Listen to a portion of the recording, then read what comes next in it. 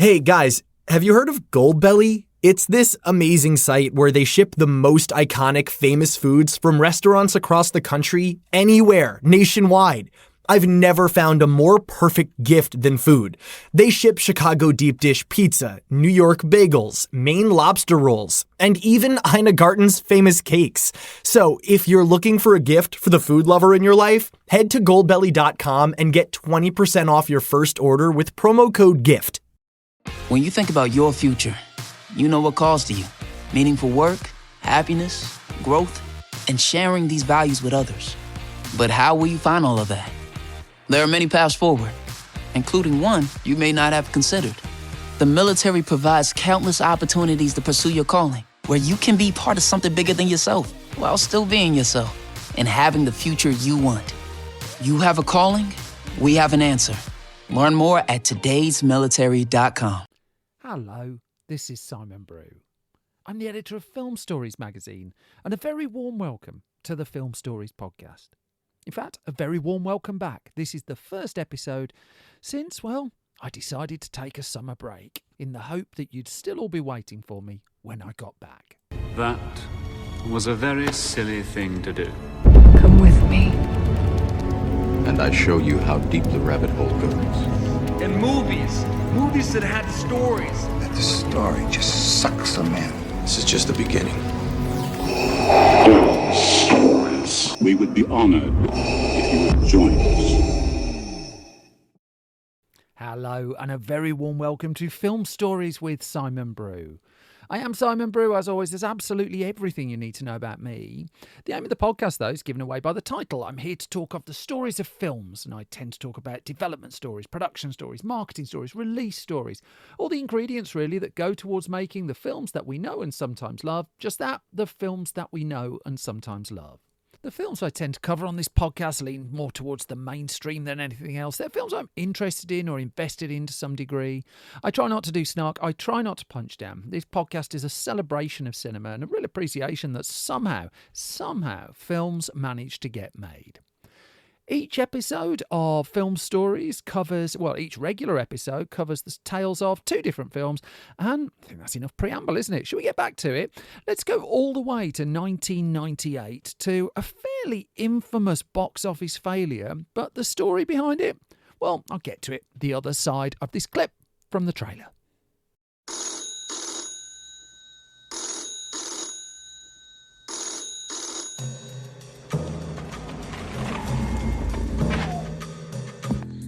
Emma Peel, doctor, atomic scientist, poet.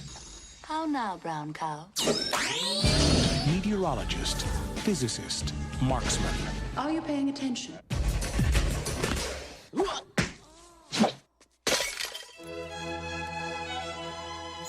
John Steed, agent, member of secret elite intelligence arm, traditional. Good morning, Constable. Stylish, reserved, lethal. Dr. Peel, I presume. Please, don't get up. I wasn't going to. I was about to throw in the towel.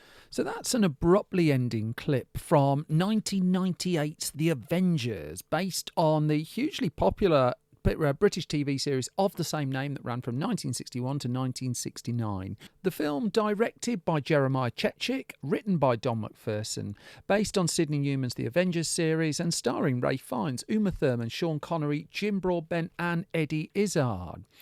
And so the idea of making a film of the Avengers, not that one, the popular TV series, wasn't really a fresh idea. And in fact, at one point throughout the 1990s, David Fincher's name was attached to the idea of doing something on it.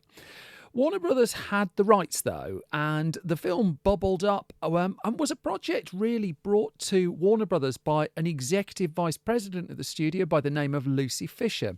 Now, the story of the Avengers is extensively told in one of a former variety editor Peter Bart's books, in this case, The Grow, so I'm leaning on that a little bit. And he describes how Lucy Fisher was an executive vice president at Warner Brothers before she moved to Sony, and it was her project, really. She brought it to the he brought it to the studio. And then one of the people heading up production at Warner Brothers at the time was someone called Billy Gerber. And it was Billy Gerber who suggested Jeremiah Chechik take the film on, even though Billy Gerber's co-equal at the studio at that point, a producer by the name of Lorenzo de Bonaventura, his name comes up fairly regularly on this podcast, was not a fan of the Avengers project. So you had these two people in the corridors of Warner Brothers, one who really wanted to do it, one who really didn't want to do it. And then also in the cocktail as well was a producer by the name of Jerry Weintraub, his name has come up a few times too over the many years I've been doing this podcast. I mean, he would be making Ocean's 11 not far after the Avengers. Interestingly, Jerry Weintraub penned a memoir, which I've read and enjoyed. The Avengers barely warrants a mention in it. I think it pops up twice just in a list of credits, and that's it. But still, Jerry Weintraub had been an admirer of Jeremiah Chechik's first film as director, National Lampoon's Christmas Vacation, released in 1989. And I spoke to Chechik about that, working with John Hughes, the legendary producer John Hughes, on that particular film, and just what a challenge, really, the project was. Now, Chechik, since 1989, had been looking at more serious stuff as well. And he directed a film called Benny and June, starring Mary Stuart Masterson and Johnny Depp. Now, this was a film that attracted a fair amount of trade press attention, given that it was a movie that Woody Harrelson had been cast in and then backed out. I need some better legal cover phrase. It just went legal, basically, that Woody Harrelson decided or hadn't signed up or something, wasn't in the end involved in Benny and June, and went to make Indecent Proposal as well. And then from Benny and June, which is a really delightful film, actually, Jeremiah Chechik went on to do a major Hollywood remake, Sharon Stone in Diabolique, which didn't come out particularly well, but that was a sizable project at this point. And he just finished shooting that project. It hadn't been released when Warner Brothers was looking towards him for the Avengers movie. And as Chechik reportedly said, he thought that the Avengers could be made as, quote, a quirky movie that maybe Gaumont or some art house distributor could release. But he also felt it wasn't a studio movie by any means. Thing is, it was a studio that was paying for it, and a studio would want stars in the film as well. So, as I mentioned, it was Don McPherson working on the screenplay for the film, a British writer, originally a journalist. And then, in terms of the casting of the movie, well, the original idea was two movie stars, Ralph Fiennes, then red hot after, coming to attention through films like Schindler's List and Quiz Show in the 1990s. And Nicole Kidman was set to star against him, but Nicole Kidman was also contracted to Stanley Kubrick's movie Eyes Wide Shut that she was shooting with Tom Cruise. And the problem with Stanley Kubrick's movie Eyes Wide Shut was the shoot was never ending. I mean, as I discussed before on this podcast, it led to the delay in Mission Impossible 2, for instance. It was the reason why Hugh Jackman ended up as Wolverine in the X-Men movies. The reason for that being Dougray Scott had been cast as Wolverine, but he was the villain in Mission Impossible 2. He had to wait for Mission Impossible 2 to finish filming, which had to wait for Eyes Wide Shut to finish filming. By the time Eyes Wide Shut had finished filming and Mission Impossible 2 had finished filming, well, Wolverine was already in front of the cameras, and Hugh Jackman's path to megastardom was being paved. In the case of the Avengers, it meant that Nicole Kidman basically was not going to be released in time for Warner Brothers to sign a deal with her. That Warner Brothers at this point was under the stewardship of heads Terry Semel and Robert Daly, who'd been heading up the studio for a long time, generating lots of hits for the studio. But uncharacteristically, its summer 1998 release schedule was looking on the light side. And so Warner Brothers needed this film. It needed it for the summer of 1998. This was also the period where Lethal Weapon 4 got absolutely fast-tracked to the nth degree. That film didn't start shooting until January of 1998, was in cinemas by the summer. In the case of the Avengers, Warner Brothers eyed it as one of its blockbuster films, and already you can see the contrast between how Jeremiah Chechik was viewing the film and how the studio was. Bottom line for this bit of the story, no Nicole Kidman, and Uma Thurman was coming in instead. I'll come back to her shortly. Now, Jeremiah Chechik is someone I had a very long chat with about 10, 15 years ago, and he talked to me about how our wonderful producer, he said, Jerry Weintraub, one of the greatest producers ever, he said, we had a good time developing the Avengers. He described how we went off and ensconced ourselves in London for what turned out to be a couple of years. And what happened was that Kubrick would not give Nicole Kidman a start date. And so Chechik said he asked Warner Brothers if they could wait a year, but the studio really wanted the movie, really needed the movie. Now, Warner Brothers had come through in 1997 that had put the legendary stewardship of Semmel and Daly on rocky ground for the first time in a long, long time. That summer 1997 was when the studio had Batman and Robin, for instance. It also had a high-profile and really expensive comedy that's overlooked, a film called Father's Day, directed by Ivan Reitman, starring Robin Williams and Billy Crystal. And I think at that point, that cost around $65 million to make, primarily off star salaries and the salaries of personnel. And that film also fell hard at the summer box office. And so Warner Brothers was in a bit of a struggle. Contact came out in 1997, did respectfully at the box office, but had been very expensive to make as well. And so there was talk of changing of the guard, that Terry Semmel and Robert Daly would no longer be heading up Warner Brothers, and they needed some successes. So there was a general feeling, and Jeremiah Chechik noticed this as well, that change, quote, was in the air at this point, that he'd made 3 pictures with Warner Brothers, and throughout the 80s and 90s, it was a very filmmaker-friendly studio. At the point this has been recorded, Warner Brothers, now Warner Brothers Discovery, has been known for deleting completed films to save money. That would just not have happened in the 80s and 90s at all. And as Chechik told me, Terry and Bob, who were running the company, they really loved the script. I loved it, said Chechik. I wanted to do it, obviously. Artistically, it was a great opportunity. And he said, I really wanted to respect the iconic, ironic, weird sensitivity, which is so much of what the Avengers is. So in came Uma Thurman, who'd just been contracted to Warner Brothers in Batman and Robin, and she'd been in demand throughout the back end of the 1990s off the back of a real star-making turn in Pulp Fiction, of course.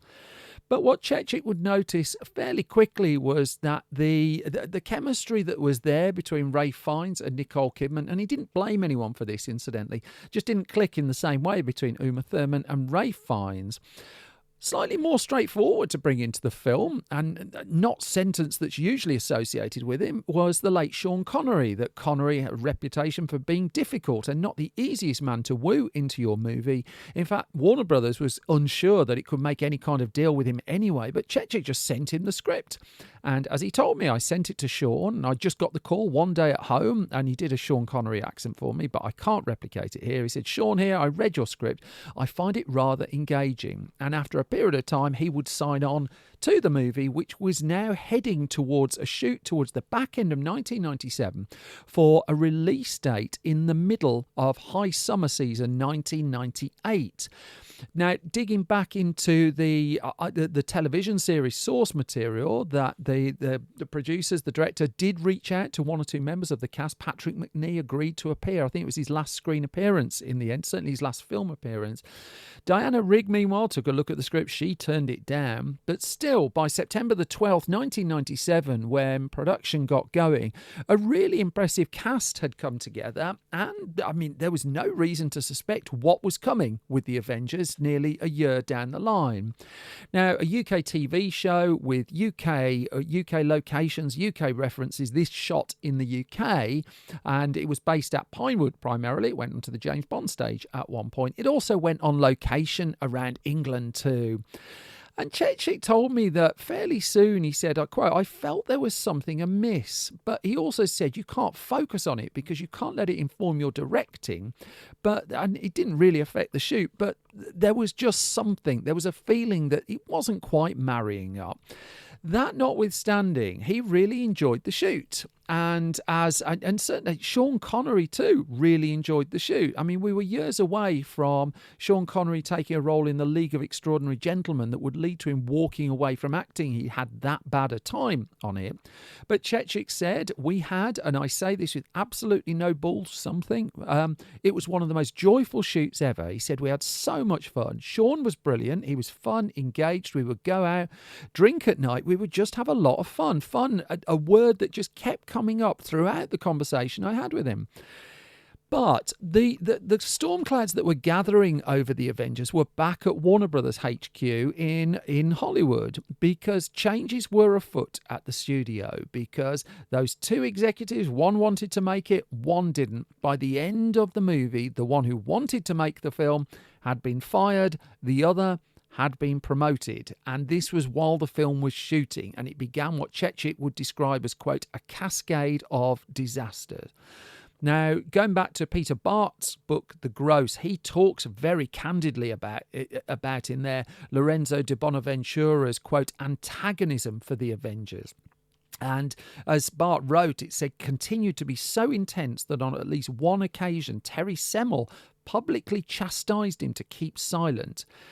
Meanwhile, Jeremiah Chechik and Jerry Weintraub, even in Peter Bart's book, acknowledges that they got through the shoot really without any major problems. In fact, it shot pretty much on time, on schedule, wrapped up February 1998. That release date was still in the summer, and it was a case of what could go wrong.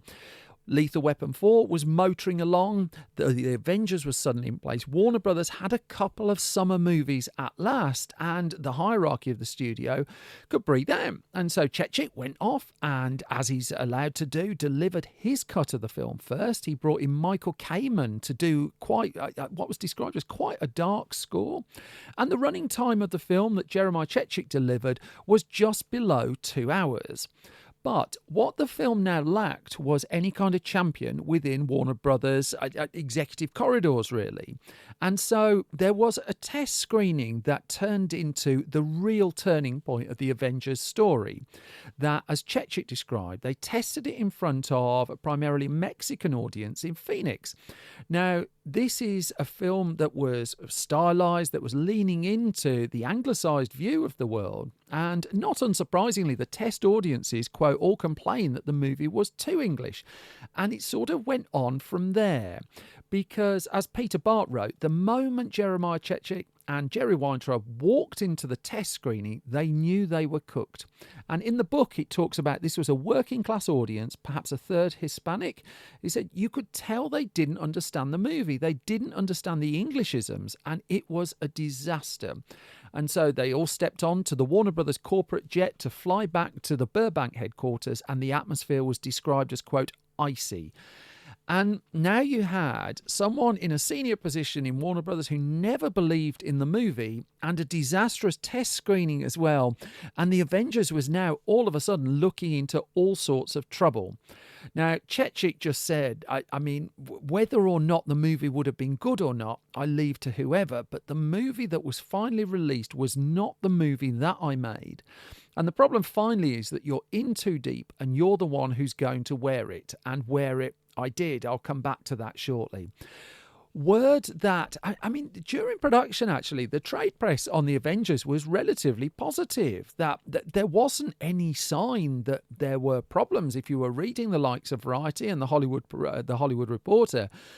But the advance buzz for the movie was, I mean, it just wasn't clicking. And then stories of this test screening came out, and I mean, at that point, it was a case of the film was going to be savagely retooled. That Michael Kamen's score, for instance, was one of the instant casualties. Joel McNeely came in to do a score as well. And the film went back into the edit room with Jeremiah Chechik basically watching as the 2-hour cut that he put together was reduced to 89 minutes, and 89 minutes that made not a lot of sense. It was one of the more savage cutbacks of a movie, to the point where there are narrative lines in the film that just the basic crumbs that was required to make them work has been taken out of the film, and so it all becomes a little bit nonsense. Now, I'm not one of these people who's very, very down on the Avengers movie. I think it's a really, really prime example of corporate interference in a film that may or may not have been working, but sort of we'll never really know. This wasn't the era where there were fan campaigns to get different cuts of films released, per se. But there was then the talk that Warner Brothers' film was being described as, quote, unwatchable. in the trade press, in the build-up to its release. Wasn't the only film going through this. Brian De Palma had directed a movie called Snake Eyes with Nicolas Cage. Opens with an incredibly long shot, actually. Some hidden cuts in it, but it's a really fascinating piece of work.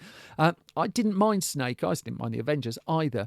But those were the two films anointed by the trade press as in all sorts of trouble. And once you've got that mark on your back, there are problems. I mean, the target is there and people were taking pot shots. To be fair, Warner Brothers helped give those reporters an awful lot of ammunition.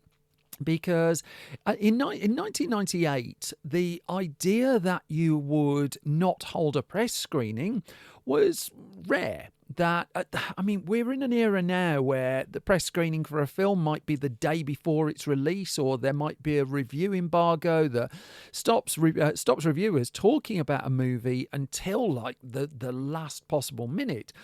And also we see quite a lot with horror movies and things like that. What's the point of press screening it? Or that reviewers are going to hate it, so what's the point of giving them the fuel to hate it? It is what it is. In the case of The Avengers, the fact that it wasn't press screened turned into something of a real scandal in the entertainment press. And reviewers were really smelling blood and smelling blood quickly. The sub 90-minute running time was a clue. That was rare even like by the end of 1998. And that release date of June 1998 was pushed back to August 1998. Again, it's important to distinguish the eras that we're in and talking about here.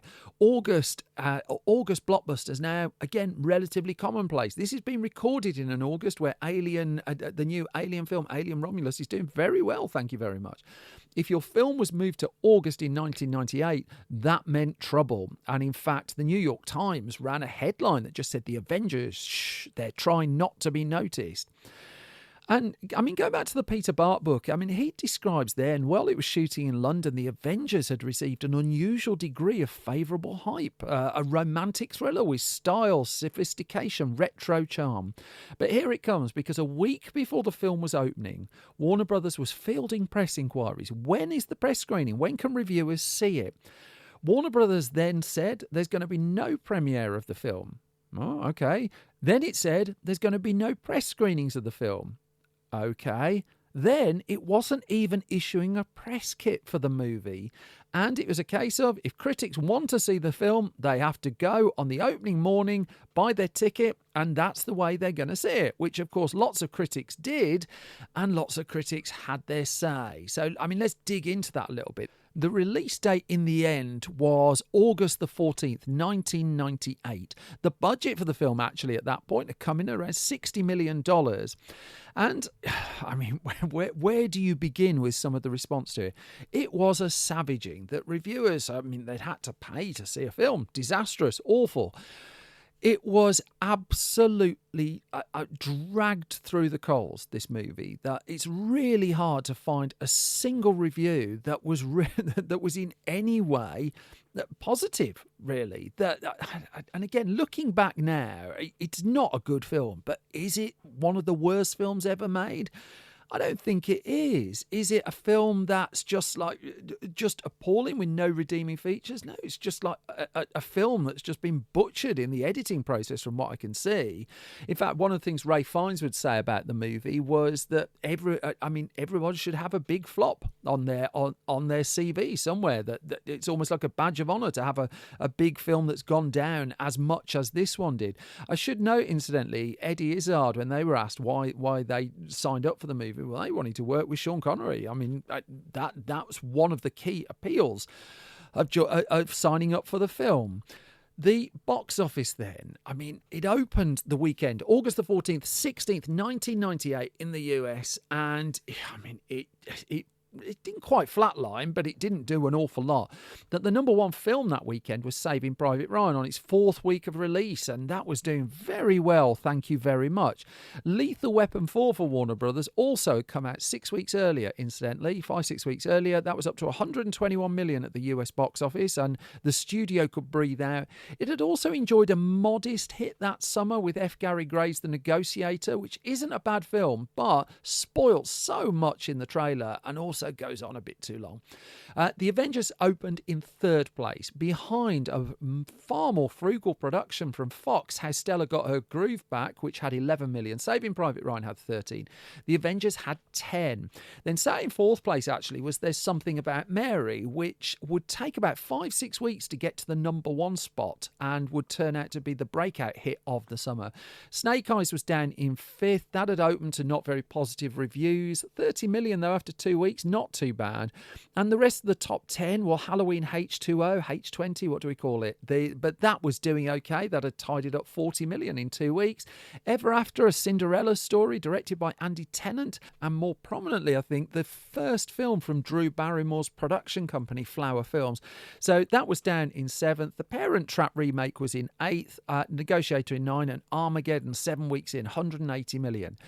So the curiosity was there, enough to get 10 million on the opening weekend. Not a great result. How many would turn up the following week? Well, the Avengers did not have a good week too. In fact, it was down to 10. It lost 65% of its business, a 3.6 million second weekend, and this was sinking like a stone. This was the flop of the summer, the trade press were calling it.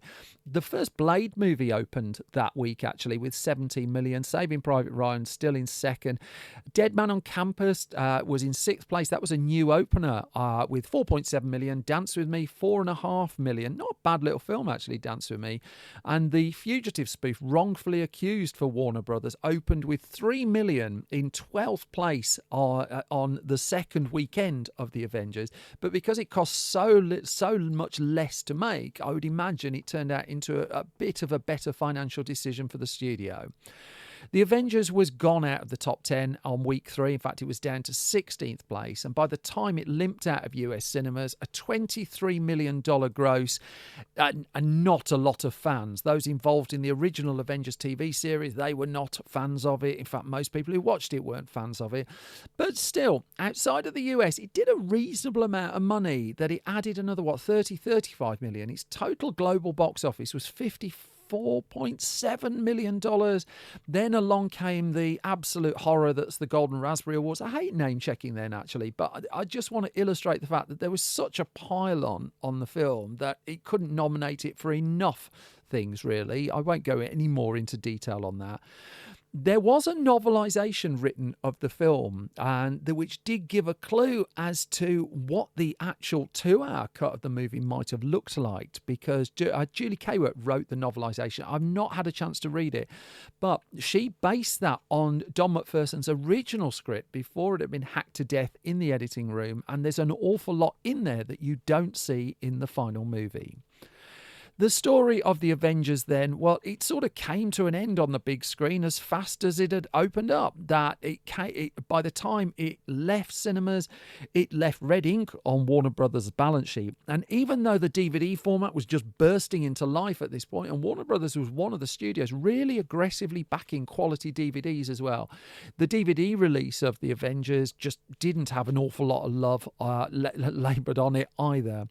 And it was just really, in the end, even though the studio had spent a lot of money promoting it, actually, I should note that at the point it decided it wasn't going to screen it for critics, it nonetheless put the money into a huge marketing campaign. But even though Warner Brothers had really just messed around with it within the corridors of its power, it was on Jeremiah Chechik, really, that the blame was set to fall. And it was certainly he who, career-wise, would face an impact for that. That after Jeremiah Chechik had directed the Avengers, he stepped away from movies for a little while, really. And such a promising director as well. I go back to Benny and June, but after the Avengers came out, it took a long, long time before he would direct. He directed a TV movie 6 years later called Meltdown. And, he travelled the world doing photography as well. I certainly kept himself busy, and he found his creative spark again.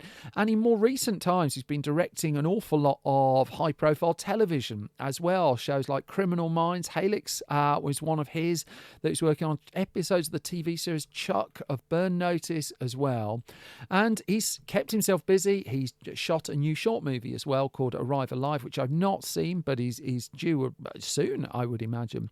And so he's back directing, even though when people talk of 1998's The Avengers, and it's been dug out, given that another film called The Avengers has done really rather well, it's he that somehow has had to carry the can for it. Not entirely fair, but then, as this podcast has illustrated many times over the years, it's not fair that people need someone to blame. In this case, there was a corporate power battle going on that had significant ramifications on the Avengers. I am still a little bit curious what David Fincher's pitch for it all would have looked like. This episode is brought to you by LifeLock. It's tax season, and we're all a bit tired of numbers. But here's one you need to hear. $16.5 billion. That's how much the IRS flagged for possible identity fraud last year. Now here's a good number. 100 million. That's how many data points LifeLock monitors every second. If your identity is stolen, they'll fix it. Guaranteed. Save up to 40% your first year at LifeLock.com/podcast. Terms apply. But that brings me to the halfway point of this latest episode of Film Stories. As always, thank you so much for listening, and thank you for your time. More than ever, I need to do a few parish notices because I'm trying to be an independent publisher in the midst of an AI-generated clickbait shower of a world at the moment. So, a few things. Firstly, if you like this podcast and don't mind supporting it, there are 3 additional ways you can do so. Other than listening, I'm very grateful that you're listening. Thank you so much for that. If you go to patreon.com/SimonBrew and put some coins in the pot there, then you get the podcast early pretty much every week. You certainly get it ad-free as well, and you find out what I'm up to behind the scenes. Now, it's been quite light on that recently. I'm going through a family illness at the moment, which has really played havoc a little bit with the distribution pattern of this podcast. But hey, that's being an independent, isn't it? But hopefully back up and running a little bit better now. Costing you nothing is to subscribe to the podcast at your podcast home of choice, and likewise costing you nothing is to leave ideally a hugely positive review. Stuff like that really helps independent podcasts, and thank you so much to everyone who's supported me so far. Hugely appreciate it. I have new issues of Film Stories print magazines as well since I spoke to you last. The issue 51 of Film Stories is the UK's biggest print film magazine, entirely independently produced, 168 pages, and I'm leading with a really terrific upcoming movie called Time Stalker from Alice Lowe, and she tells me the full story in this new issue. There's long chats as well with Fede Alvarez, Eli Roth, a whole bunch of people. If you go to store.filmstories.co.uk, that's where you can buy a copy. It's primarily mail order. And while you're there too, you'll find the only UK print magazine for young film fans too, certainly consumer print magazine. It's called Film Junior. The latest issue of that is out. I'm delighted, as always. Our young reporters have been interviewing film talent, and 52 pages, full colour. I mean, how quaint is it that I call it that? But a proper glossy magazine for youngsters to try and get them energised about film and to give them opportunities to write about it. You can find that at store.filmstories.co.uk as well. And if you want to see me waffling on live, then I'm back home at the Midlands Arts Centre in Birmingham on Wednesday, the 25th of September for 2024. I should point that out just in case you're listening historically. Hello.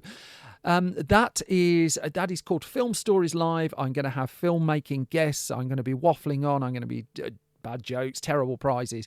Tickets for that, if you go to the Midland, if you search for MAC Birmingham, MAC Birmingham, go to the Midlands Arts Centre, search for Film Stories Live there, you will be able to find tickets, and it'd be lovely to say hello in person. But also it'd be lovely to bring these parish notices to an end. I mean, I'm sure you'd appreciate it. And so I'm going to move on to the second of the 2 films I'm talking about in this episode of Film Stories, and I'm going comedy with this one, a successful comedy. Let's go into the 2000s. I'm going to play you a clip from the trailer. Come to the story, the other side of this.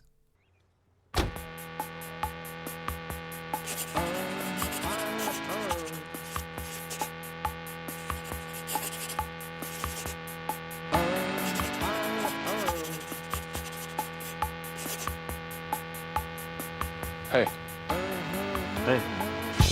All right, everybody. Sleeping arrangements. Brennan, you're going to be sharing a room with Dale. Just until the 2 of you get jobs and you move out.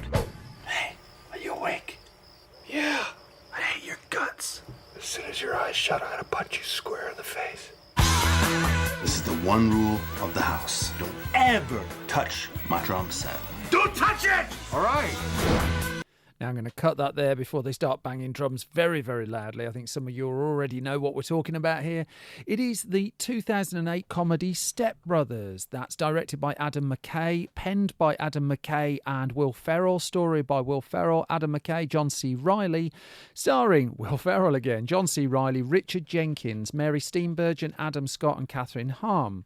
Now, Step Brothers is the third collaboration between Adam McKay and Will Ferrell in cinema that they broke through with some style with the movie Anchorman, which I've covered before.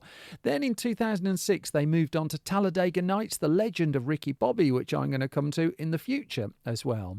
And one of the reasons they did Talladega Nights was they were kind of deliberately ramping things up, trying something a little bit different. And they'd struck gold with Anchorman, clearly, but it was during the editing of Talladega Nights, where they'd worked with John C. Reilly for the first time in a movie, that the inspiration would come for perhaps their most loved comedy movie. Now, in a big retrospective with The Ringer, they talk about how, I think it's Adam McKay says, I love the race footage in Talladega Nights, but he said the funniest stuff is in the pit stops, with them screwing around and improvising. And so what they decided to do was, for their next film, they wanted to just really pare it down a little bit. That they wanted to get a house, a couple of locations, and just put some really funny actors together, allow them to be funny, but just have them chatting, make the patter like the heart of the comedy. And as he talked, he relayed this to the Coming Soon website around the time of the film's release. And he said that me and Will we had dinner. We met and had dinner. We had like 60 ideas for movies and none of them were quite right. But then he said, I went to the editing room the next day for Talladega Nights and someone said bunk beds. And I was like, wait, what if they're adult stepbrothers? And he called up Will Ferrell and John C. Reilly and they're like, I love it. And so McKay, they were looking very particularly for something that they could bring John C. Reilly into again. And McKay, Ferrell, Reilly, they sort of had it really. And it fitted the criteria as well. This was going to be a comedy set primarily in a house. But it was that bunk bed image, and it's arguably the best joke, the best funny moment in the film. That was the catalyst for it all. And so McKay then took that idea, just took the pitch to Sony, and Talladega Nights was doing well in cinemas, so that probably helped at that point, and Sony bought it off the pitch alone. So then they had to write it. And so what happened was Will Ferrell had an old guest house that he bought, and he, John C. Reilly and Adam McKay went there for a while just to write the film. And they sat around in that house for a few days. They come up with fragments of scenes, ideas for moments, just little ideas that they could fashion together. And then over a period of time, they put together a rough draft of what would become Step Brothers with a whole compilation of those ideas in there. Now, the problem was that first draft script came in at a weighty 180 pages. And so the general rule of thumb in Hollywood is 1 page of screenplay equals 1 minute of screen time, and so they were looking straight away at a 3-hour comedy, and they knew that wasn't going to work. Little did they know that by the time they were done with all of this, it would nearly double in size, but we'll come to that shortly. They were letting, in that screenplay, interestingly enough, scenes run a lot longer than you'd ordinarily get with movies. So if you go to, what's the Tarantino film? Inglourious Basterds, where at the start he has a scene that runs for about 20 minutes, and the tension of it is really notched up.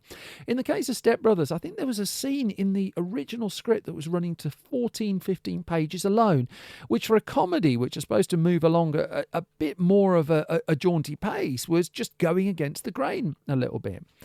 McKay also talked about some of the darkness that was in the original script, and he said that, there was a chunk in the original script where the parents were just saying, what is wrong with these kids? And the stepbrothers, or the adult stepbrothers of the film, would have been taken away to get a battery of tests done, and it would deal with things like cognitive disability and emotional trauma. And the idea was that in the script, the doctors would say at the end, I've done all these tests, there's nothing wrong with them, and they elected to move away from that in the end. And so instead, what they realised was the heart of it was these two people in a house that they've got no real reason to leave, because in 2000, I mean, they were writing this in 2007. So, you know, they had video games, there was food, there were thousands of TV channels. Why would you leave the house when you're enjoying all of that? They put together this script then, and that then, I mean, the writing was far from done. There were a lot of table rewrites done, but they had a shooting script that they could at least use as a foundation, and they had a shooting script that they could use to bring in actors to audition to see who could flesh out the ensemble for the movie. Now, Adam McKay would warn every actor who came into one of his auditions that before you take this role, I'm going to have you improvise. I'm going to throw ideas at you, and we're going to mess around. One person who was on the list early was Mary Steenburgen, who had worked with Will Ferrell on one of his much-loved films, Elf. And even though there were only 14 years between Steenburgen and Ferrell, it was Will Ferrell who put in a call to her and invited her really to come along and play his mum, and she agreed to do so. Something of a fluke piece of casting was that of Adam Scott.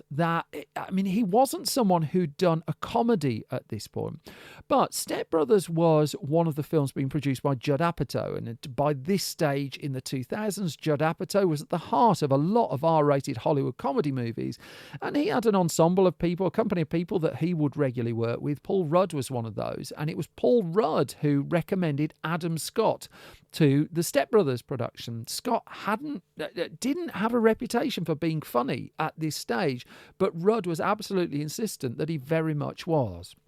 It was a lot of auditions before McKay put together his cast, but he was happy with the people he brought in. And then he tasked Susan Matheson with the job of designing the costumes for basically two man-babies in the film.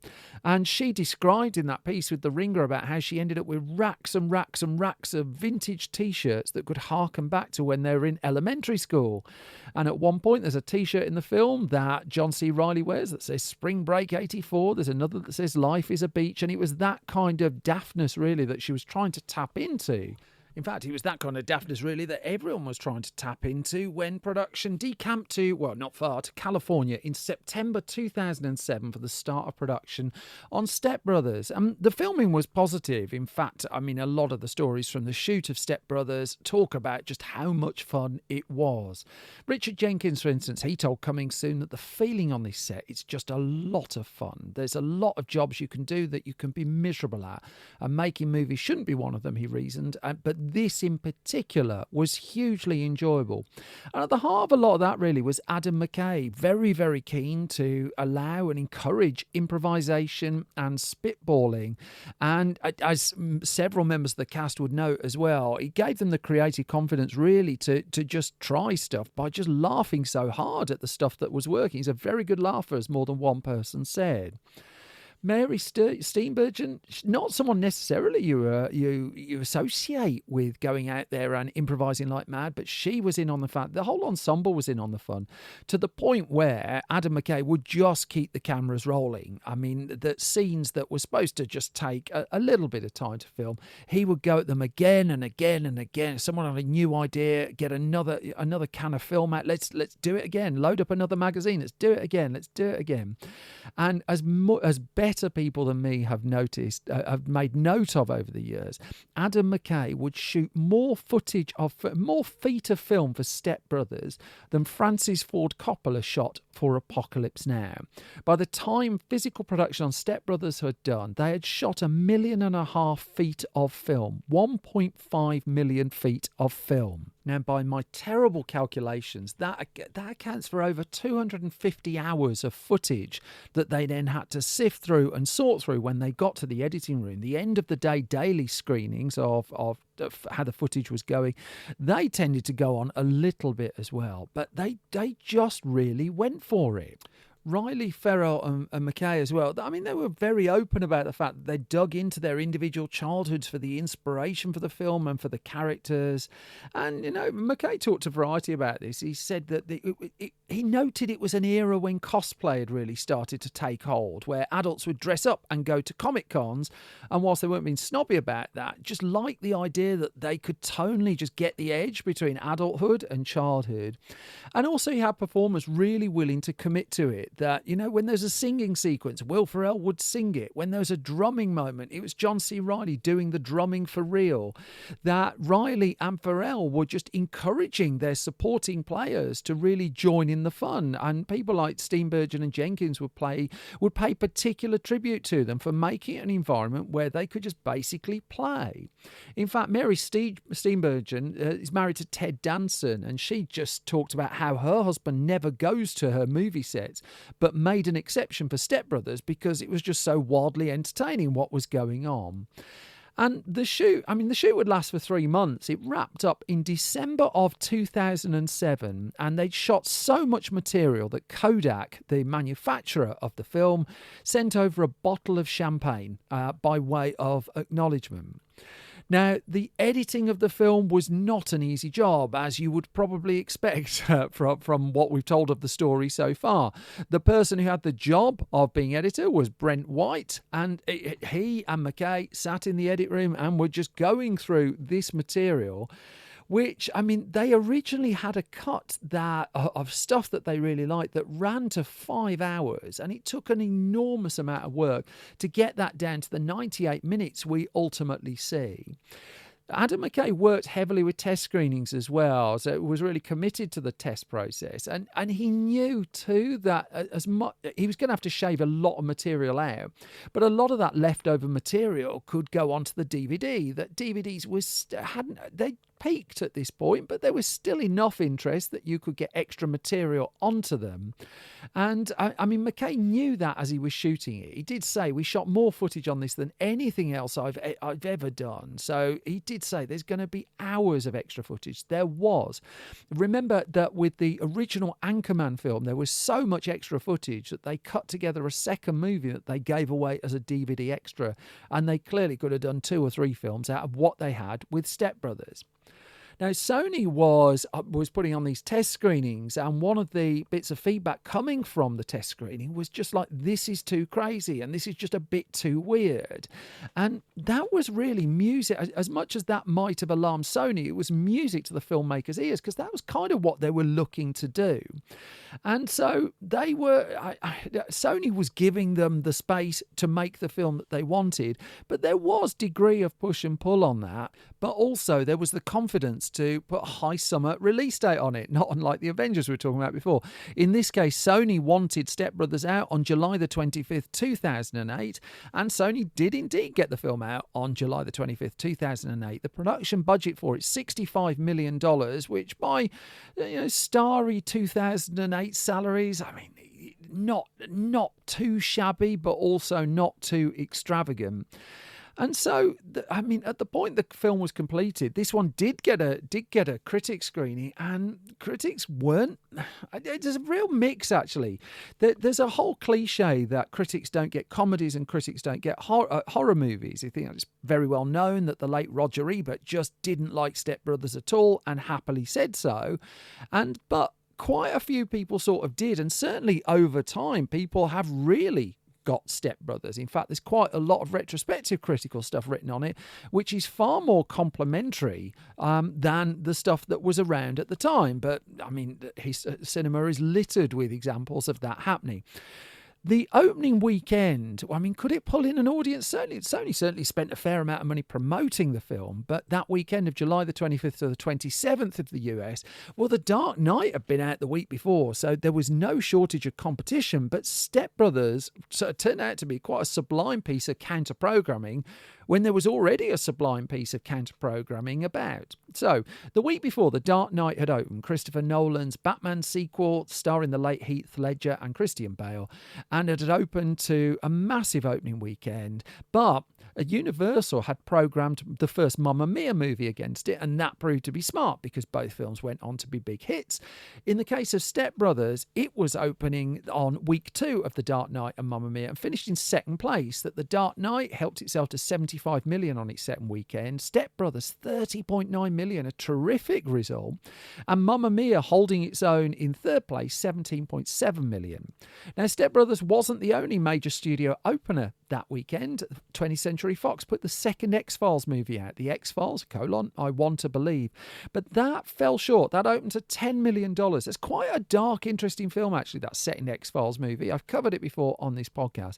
But for the purposes of this story, Step Brothers was doing particularly well. In fact, for its second weekend, it held the bulk of its audience. It dropped 46% on its second weekend. Not bad at all for a comedy. The Dark Knight was still in first place. The Mummy Tomb of the Dragon Emperor failed to displace it with a 40 million opening weekend of its own.